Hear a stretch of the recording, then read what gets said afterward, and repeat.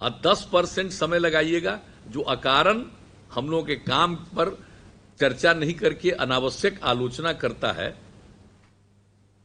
और कई ढंग से बात करता है। हमको मालूम है कुछ लोगों का तो बुद्धि ऐसा होता ही है जो करेगा ही इधर से उधर। आज जो हम शराबबंदी लागू किए हैं तो उसके चलते चंद लोग तो बहुत न परेशान है जी, तो बाएं दाएं करेगा ही।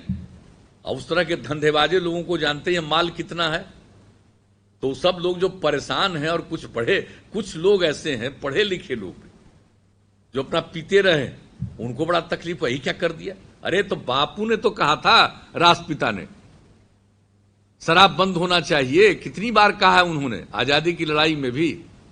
और संविधान बना अम्बेडकर साहब के नेतृत्व में, तो उसमें राज्यों को दिया गया है जिम्मा।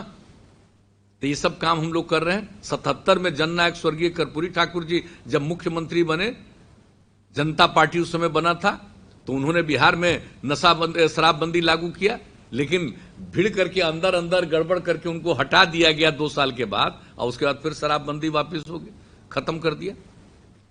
हमको हमारे सामने महिलाओं ने जब कहा, हम तो करते रहे, कोशिश करते रहे। जब महिलाओं ने कहा, हमने वचन दे दिया कि ठीक है अगली बार आएंगे तो कर देंगे 15 में, और उसे जैसे ही आए देखिए अप्रैल 2016 से लागू कर दिया। बाहर से कितना लोग अध्ययन करने आ रहा है और कितना संतुष्ट होकर के जाता है। महिलाएं अब किस तरह से परेशान होती थी पहले, गाढ़ी कमाई का पैसा शराब में बर्बाद करता था बहुत लोग। अमीर उमराव की बात अलग है, लेकिन सामान्य लोगों में जो स्थिति थी, जब इसको लागू करके हम घूम करके महिलाओं की बात सुन रहे थे, तो हम आपके बीच में चर्चा किए होंगे पहले भी, आज भी कहते हैं लोगों के बीच कहिए। एक महिला ने कहा, मेरे पति शराब पीते थे और शाम में घर लौट कर आते थे, झगड़ा करते थे और देखने में क्रूर लगते थे, लेकिन शराबबंदी लागू हो गया तो मेरे पति अब शाम में आते हैं, बाजार से तरकारी खरीद करके लाते हैं और अब हंसते हैं, मुस्कुराते हैं और देखने में अच्छे लगते हैं। ये परिवर्तन है। तो ये सब परिवर्तन तो सबको नहीं समझ में आवेगा। घचपच जिसका दिमाग है, गड़बड़ जिसका दिमाग है, वो तो उल्टा पुल्टा करेगा। इसलिए लोगों के बीच में बहुत फ्रैंकली बात करिए।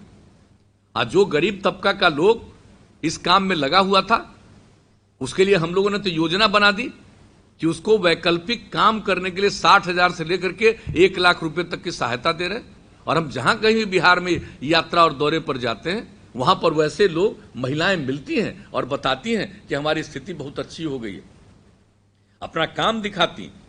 तो ये सब काम जब हम लोग कर रहे हैं, तो जान लीजिए इन सब बातों को और इस सब की चर्चा कीजिएगा और लोगों के बीच में निरंतर सक्रिय रहिए।